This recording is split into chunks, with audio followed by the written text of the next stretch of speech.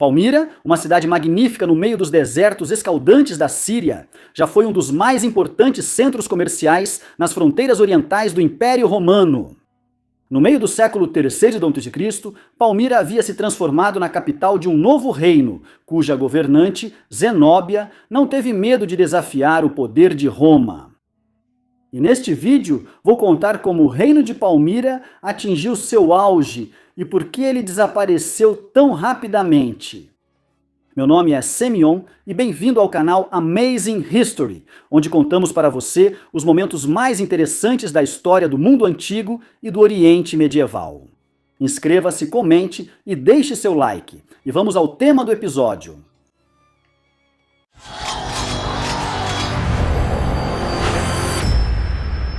O terceiro século na história do Império Romano foi um período de sérias turbulências políticas, econômicas e militares. A troca frequente de imperadores, as guerras civis e a invasão de inimigos externos, como os godos e os persas, desestabilizaram o império. Adenato, governante de Palmira, foi crucial na defesa das fronteiras orientais de Roma contra o Império Sassânida. Em 2060, os persas derrotaram os romanos na Batalha de Edessa, e o imperador Valeriano foi capturado pelo Shahinshah Sassânida, Shapur I. Adenato assume o controle da Síria e realiza uma campanha vitoriosa contra os persas, chegando até a capital deles, Ctesifonte. Em agradecimento por isso, o novo imperador Galeno, em 2062, reconheceu Adenato como governante do Oriente. Adenato mantinha lealdade a Roma, embora fosse praticamente um governante independente de seu reino com centro em Palmira.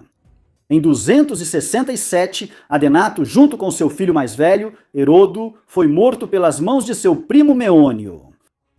Depois, Meônio tentou tomar o poder em Palmira, mas foi morto. Historiadores romanos viam nisso jogos de bastidores da segunda esposa de Adenato, Zenóbia, que queria que seu filho pequeno, Vabalato, herdasse o trono em vez de Herodo, que era filho de Adenato com outra mulher. Seja como for, Zenóbia assumiu as rédeas do governo como regente de seu filho menor, Vabalato. Não há dados confiáveis sobre sua origem. Segundo fontes romanas, a própria Zenóbia se considerava descendente da dinastia dos Ptolemeus, que outrora governaram o Egito. Em inteligência e ambição, ela não ficava atrás da mais famosa representante dessa dinastia, Cleópatra. Outros dizem que ela era filha de um chefe árabe, e há também a opinião de que ela tinha origem judaica. Sabe-se que Zenóbia tinha uma boa educação e falava vários idiomas. Seu professor foi o famoso estudioso Cássio Longino, sob cuja orientação ela conheceu as obras de Homero e Platão. Inicialmente, Zenóbia não buscava um conflito aberto com Roma e até mantinha relações formais com o Império, preservando sua lealdade. No entanto, à medida que o reino de Palmira se fortalecia e a instabilidade política aumentava, Zenóbia começou a adotar uma política mais ambiciosa. Aproveitando-se da fraqueza do Império Romano, que estava tomado por crises internas e invasões bárbaras, ela começou a conquistar territórios romanos. Em 270, Zenóbia anexou o Egito, a mais importante província romana, declarou-se rainha do Egito e interrompeu o fornecimento de grãos para Roma. Depois, seus exércitos conquistaram grandes partes da Ásia Menor e da Síria. Ela proclamou seu filho Vabalato imperador e Augusto, o que indicava suas pretensões ao trono romano. Sob Zenóbia, Palmira floresceu ainda mais. Ela gastava enormes somas para embelezar a cidade e reunia ao seu redor filósofos, poetas, artistas e outras pessoas famosas de todas as terras. Ela educava Vabalato e seus dois irmãos como príncipes do reino. Eles usavam vestes características dos imperadores romanos, mas a independência da rainha não poderia ficar sem resposta por muito tempo. O novo imperador Aureliano, que chegou ao poder em 270, buscava restaurar o controle sobre todos os territórios do império, incluindo as províncias orientais que de fato passaram para o domínio de Zenóbia. O imperador Aureliano era um governante decidido e enérgico, conhecido por sua disciplina, administração rigorosa e talentos militares, que lhe permitiram fortalecer o exército e proteger o império de ameaças internas e externas. Suas reformas e conquistas ajudaram a estabilizar Roma em um dos períodos mais críticos. Depois de derrotar os inimigos no Ocidente, ele voltou sua espada para o Oriente contra a poderosa rainha da Síria. A primeira coisa que Aureliano precisava era restabelecer o controle sobre o Egito e desbloquear o fornecimento de grãos. Para esse fim, ele enviou uma expedição naval para lá sob o comando do futuro imperador Probo.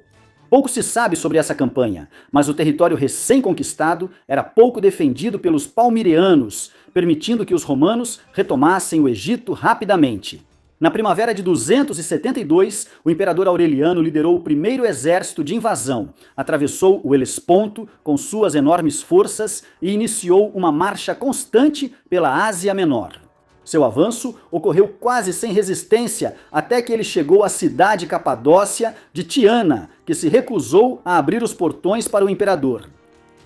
Aureliano ficou tão furioso com essa desobediência que prometeu não deixar viva nem um único cachorro quando a cidade caísse diante de suas tropas. No entanto, o cerco relativamente rápido esfriou o ânimo do imperador e ele percebeu que, a longo prazo, a clemência seria uma decisão mais sensata. Quando a cidade foi tomada e os soldados, lembrando-se das palavras do imperador, começaram a exigir que Tiana fosse entregue para saque, ele disse: "De fato, declarei que não deixaria nenhum cachorro vivo nesta cidade. Então matem todos os cachorros." Essa misericórdia acabou sendo uma estratégia sábia. Depois de Tiana, nenhuma cidade da Ásia Menor resistiu. Antes da campanha, Aureliano saiu pelos portões da Cilícia em direção à Síria. Prontos para enfrentar os palmiranos em seu próprio território, começaram a circular rumores na capital de Palmira sobre a aproximação do grande exército, e a rainha se preparava para recebê-lo. Logo chegaram à cidade os emissários enviados por Aureliano. Eles exigiam submissão e a restauração do império dentro das fronteiras que ele havia alcançado em séculos passados. Zenóbia respondeu que todas essas terras foram conquistadas por seu marido e que ela tinha pleno direito sobre elas. Zenóbia também lembrou que foi justamente seu estado que salvou as fronteiras orientais de Roma, dos persas, e vingou a morte de Valeriano. Depois disso, os emissários foram enviados de volta. Zenóbia não ficou esperando passivamente que as legiões romanas se aproximassem dos portões de Palmira e reuniu suas forças, indo ao encontro delas. A primeira batalha ali ocorreu perto de Antioquia, onde os romanos conseguiram atrair a cavalaria de Palmira para uma armadilha e derrotá-la. Zenóbia, com o restante das tropas, recuou para Emesa, deixando uma pequena guarnição em Antioquia para cobrir sua retirada. Apesar disso, os romanos rapidamente tomaram a cidade, e Aureliano mais uma vez perdoou seus habitantes. Após a captura de Antioquia, houve uma breve pausa na campanha. Esperando reforços da Ásia Menor, Aureliano voltou a marchar. A segunda batalha ocorreu perto de Emesa. Segundo relatos, 60.000 soldados de Aureliano enfrentaram 70.000 soldados de Zenóbia, e mais uma vez a sorte esteve do lado dos romanos. Após a derrota, a rainha foi forçada a recuar para sua capital, Palmira, e os habitantes de Emesa, lembrando-se da generosidade de Aureliano, abriram-lhe os portões. Com a chegada do verão escaldante, Aureliano, sem perder tempo, partiu em uma exaustiva campanha rumo a Palmira, tendo feito acordos com as tribos locais para o fornecimento de alimentos e água.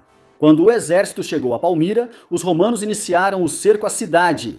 Aureliano ofereceu condições generosas de rendição a Zenóbia, mas ela acreditava que os romanos não conseguiriam tomar Palmira, pois seus defensores tinham mantimentos suficientes para segurar a cidade. Muito provavelmente, ao recusar Aureliano, Zenóbia contava com a ajuda do reino da Armênia, mas os armênios tinham conflitos constantes com os sassânidas, e lutar também contra os romanos não fazia parte dos seus planos. Enquanto isso, os romanos fecharam o cerco sobre Palmira.